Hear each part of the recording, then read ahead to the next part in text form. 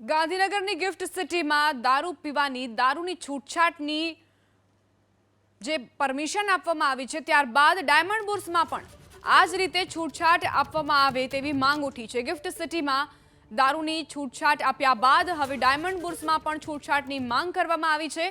ઉદ્યોગકારોએ આજે છૂટછાટ આપવામાં આવી છે ગિફ્ટ સિટીમાં તેને આવકાર આપ્યો। સુરતના ડાયમંડ અને ટેક્સટાઇલ વેપારીઓએ નિર્ણયને આવકાર્યો।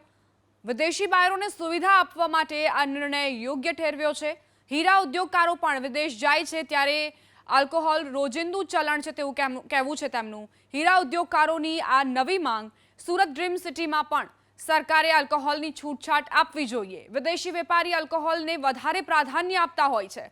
હીરા બુર્સમાં પણ વિદેશી બાયરો આવશે, તેમને પણ સુવિધા આપવા માટે સરકારે આલ્કોહોલ છૂટછાટ આપવી જોઈએ।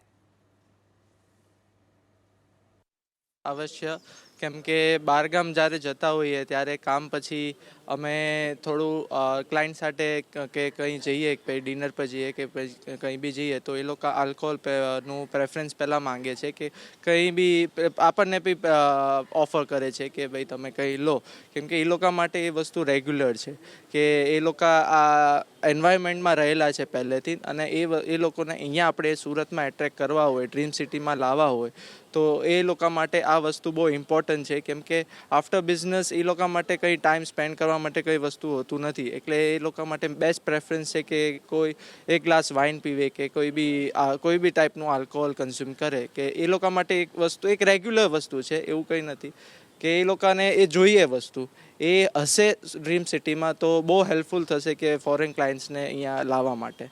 ગુજરાતની પ્રગતિ માટે ગુજરાત સરકારે હર હંમેશા પહેલ કરી છે। સૌપ્રથમ ગાંધીનગરની અંદર ગિફ્ટ સિટી ઊભું કરીને અને પછી સુરત શહેરની અંદર ડ્રીમ સિટીનું આયોજન કરીને, જે પ્રમાણે ડ્રીમ સિટીની અંદર સુરત ડાયમંડ બુર્સ એટલે વર્લ્ડનું સૌથી મોટું ટ્રેડિંગ હબ, આવા ઇન્ટરનેશનલ કક્ષાના જ્યારે બિલ્ડિંગો બનતા હોય, ફેસિલિટી ઔદ્યોગિક માટે બનતી હોય ત્યારે જે બિઝનેસ વિદેશ આધારિત બિઝનેસ છે, લોકલ કન્ઝપ્શન છે નહીં, જ્યારે વિદેશના લોકોને આકર્ષવા માટે આ આલ્કોહોલની પરમિશન જે ગઈકાલે ગિફ્ટ સિટીમાં આપી છે એ ખૂબ પોઝિટિવ બાબત છે।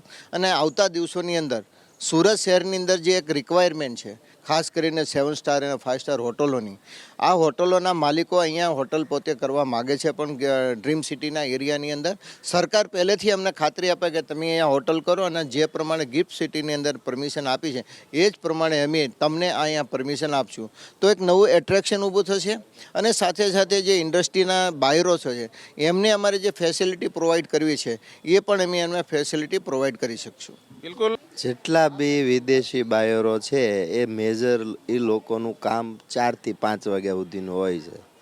ત્યાર પછી એ લોકો ક્યાં તો આઉટસાઇડ ડિનર માટે જતા હોય છે, અમે બી જતા તો અમને એ લોકો ઇન્વાઇટ કરતા કે ચાલો આપણે કંઈ ડિનર કરીએ, અને એ ડિનરની દરમિયાન આ લોકો આલ્કોહોલ કન્ઝ્યુમ કરે છે એ પાક્કી વાત છે, પણ ત્યારે જે ચર્ચાઓને ડિસ્કસ થાય છે એ આખી અલગ રૂપમાં હોય છે કે એનાથી ઘણા બધા બિઝનેસો અને કોન્ટેકો અમારા વધતા હોય છે એવું હું માનું છું।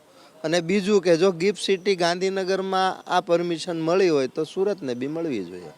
બિલકુલ, તો હિસાબે ગિફ્ટ સિટીમાં મળી છે ને સુરતમાં જે ડ્રીમ સિટી બની રહ્યું છે, ડાયમંડ બુર્સ બની ગયું છે, ડાયમંડના વેપારીઓને આવકારવા માટે જે ડાયમંડ બુર્સ બની ગયું છે, એ હિસાબે ટેક્સટાઇલના વેપારીઓ જે વિદેશથી ઇન્ડિયા આવતા હોય છે એના માટે આ ખૂબ જરૂરી વસ્તુ છે આલ્કોહોલ માટેનું। તો જો આ છૂટ આપે તો આપણા સુરતને પણ ખૂબ ફાયદો થઈ શકે છે। બિલકુલ।